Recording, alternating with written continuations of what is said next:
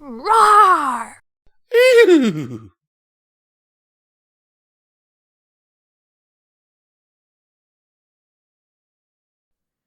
Hello and welcome to Midnight Readings. Today I'll be reading Secrets Left Better Untold, written by naturalbornderpy. I hope you all enjoy, and don't forget that these are our amazing Patreons. Links in the description if you wish to join. Now, shall we get to it?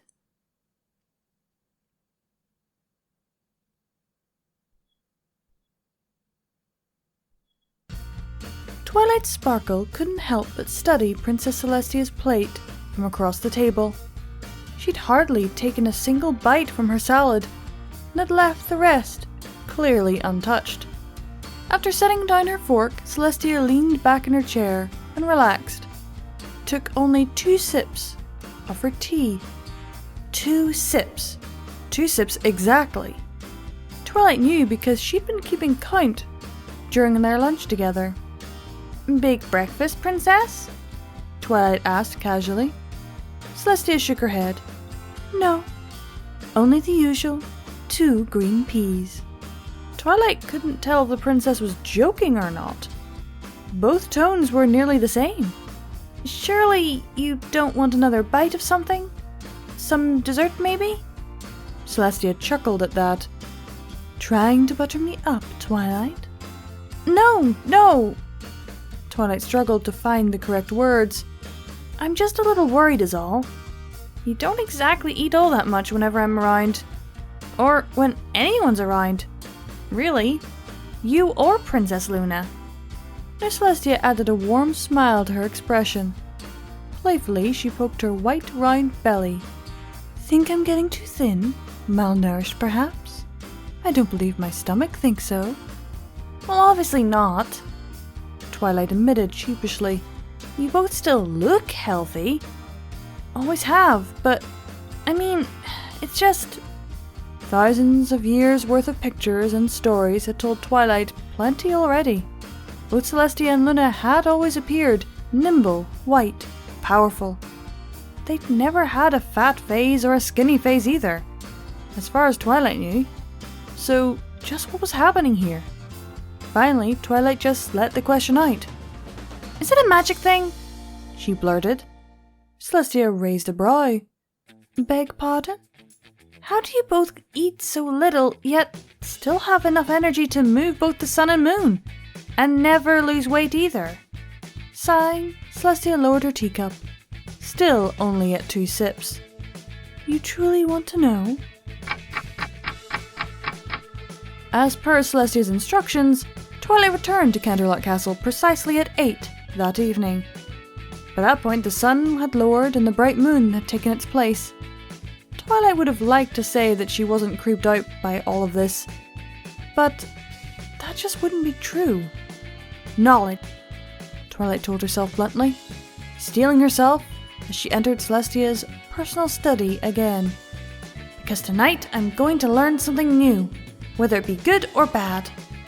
A second later, another door to Celestia's study banged open, causing Twilight to jolt. From the shadows first appeared Celestia, and then Luna, both clad in heavy black robes. Neither smiled nor greeted Twilight as they entered. Twilight gulped dryly. "Why is it so dark in here?" Luna demanded. "We're trying to lower our candle usage," Celestia answered. "Going green and all that." "Oh, right," Luna recalled. "That." Then she stomped a single hoof, magically igniting a dozen or so candles laid about the room. Luna gasped when she finally took notice of Twilight awkwardly standing there. "Twilight? What are you doing here?" Celestia held a hoof to her sister. "I invited her here, Luna. She was curious as to why ponies rarely see us eat much." "But it's so simple. Have you not told her? All we do is..." But Luna was quickly silenced by Celestia's hoof. "I think it would be best to show her," was Celestia's answer. At once they both ditched the ominous robes, Celestia's response being that the castle gets very drafty at night. Then the pair backed away from another and faced off. Without taking her eyes off her sister, Celestia asked Twilight, "Hold a hoof out for us, will you?" Rather than ask the 100 or so questions currently on the mind, Twilight numbly did as she was told, raising an upturned hoof. "Like this?" Celestia did not respond, merely nodded towards her sister, and a moment later, they illuminated their horns and shot out powerful beams of pure energy at another. Both grunted from the strain, and with a loud plop, both sisters disappeared. Twilight shrieked, "Both the princesses destroyed themselves!" Then she shrieked again, "And they left me with all their work!" "Down here, Twilight!" said a voice slightly higher in pitch. "Careful not to crush us!" Down near Twilight's resting hooves stood both Celestia and Luna, staring upwards expectantly at her. They must have been 6 inches tall at most now. Was Twilight's studious reply. Unfurling their wings, the Alicorn sisters shot off from the study room carpet and landed neatly on Twilight's upturned hoof. The pair barely had enough room to stand side by side on there. "Send in the architect!" Celestia called. Normally so loud, her voice was little more than a squeak. The small Luna rolled her eyes. "Here, Tia! Let someone with a real set of lungs handle this!" Then she took in a deep breath. "Architect, present yourself!" From yet another doorway entered a male unicorn dressed in a grey suit. The bags under his eyes made it seem as if he hadn't slept in a day in his life. The permanent frown on his face indicated he probably never laughed or smiled either. Behind him, floating in his aura, was a long flat surface covered in a white cloth. Several bumps and molds dotted the flat expanse, which the architect set in the very center of the room. "May I present to you both," the architect said, in a voice as lifeless as a corpse, "Tasty Town." Using his aura, he ripped off the cloth, revealing a giant model town underneath. Hesitantly, Twilight took a step closer to it and found she couldn't recognize its rightful place in Equestria. She then quickly realized another startling fact. "It's food!" She breathed out. "It's a whole town made out of food!" Indeed it was. Every square inch of it was made from one type of food or another. The schoolhouse, the mayor's office, the public pool, the nearby mountains and lakes, the pyramid? Honestly, what was an ancient pyramid doing in the center of some quiet normal town? And was that an active volcano near the post office? But before Twilight could vent her geographical frustrations, Celestia and Luna hurriedly leapt off her hoof and down into the model town. Now on the miniaturized set, their size seemed almost normal compared to everything else.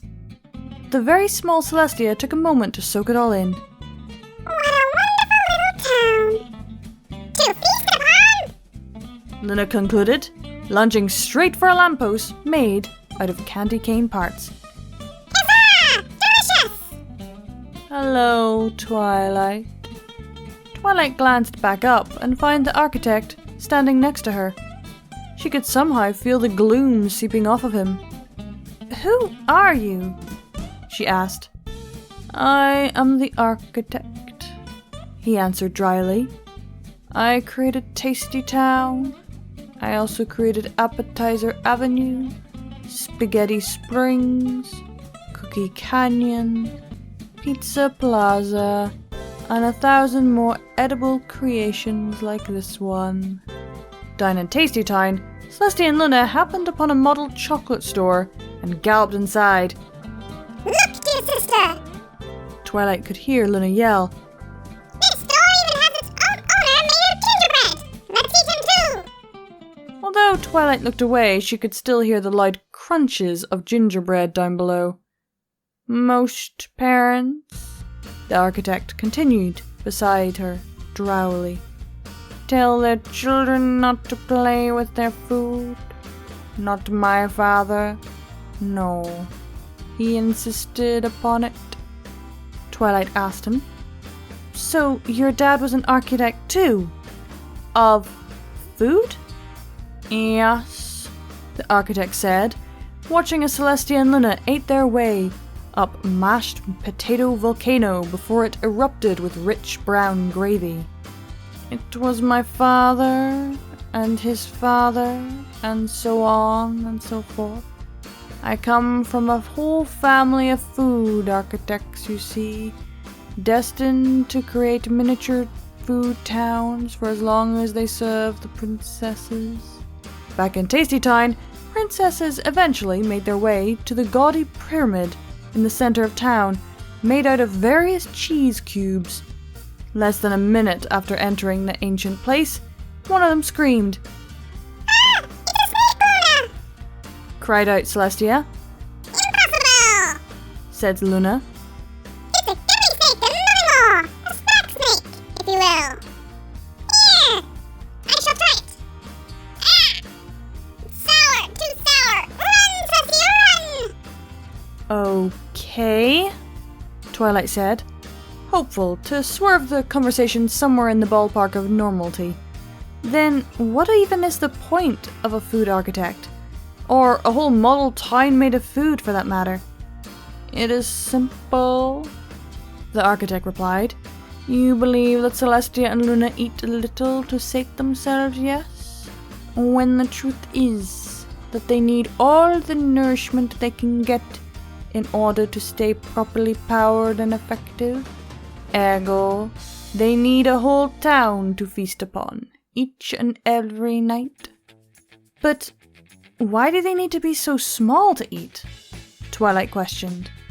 Could you even calculate the grocery bill for such ferocious appetites? A whole town worth of food, each and every day? Twilight clearly could, but decided against it for now. The sound of something smacking against something wet drew Twilight's attention. Down in Tasty Town, Luna had dived headfirst into the public pool made of jello. Lime jello. She made it halfway to the bottom before getting stuck. I require assistance! She managed to say in the thick of it all. Do you dare imagine, Twilight Sparkle? The architect began, eyes starting to shimmer. The task of dreaming up beautiful, delicious worlds each day, only to see them destroyed mere hours later. I fear a bit of my soul is bitten off and swallowed each time a creation of mine gets eaten whole. Munching her way through nearly half the jello pool, Celestia finally managed to free her trapped sister and drag her back to the surface. Once out, Luna sighed in relief. Thanks for eating me out of there, Tia! Twilight watched the architect crack not the slightest of smiles at that. Perhaps he truly had lost most of his soul years ago.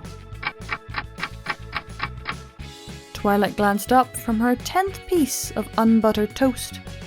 Since the desolation of Tasty Town, she hadn't felt like eating anything sweet or savory ever again. Not that Pinkie Pie cared, adding both butter and cinnamon to her single slice of bread. So, what did you want to talk to me about again, Twilight? She asked pleasantly.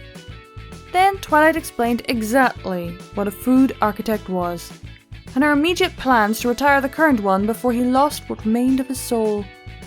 By the time she'd finished her bizarre proposal, Pinkie Pie's cheeks were coated in tears. You had me at food, Twilight!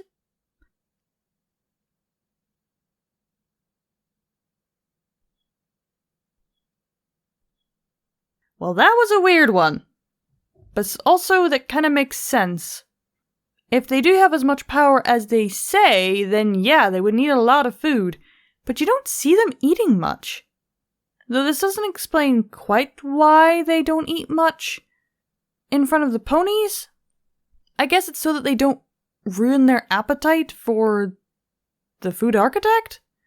Or maybe it's because they really don't get hungry until it gets close to the food architect's time, and so they don't eat much. An intriguing idea. And certainly a fun job for Pinkie. At least somewhat. I don't think she'd have much of a problem eating her creations, as long as they got noticed, which I think Celestia and Luna would definitely notice. That was Secrets Better Left Untold, written by naturalbornderpy. I hope you all enjoyed, and keep watching that moon, everyone. Bye!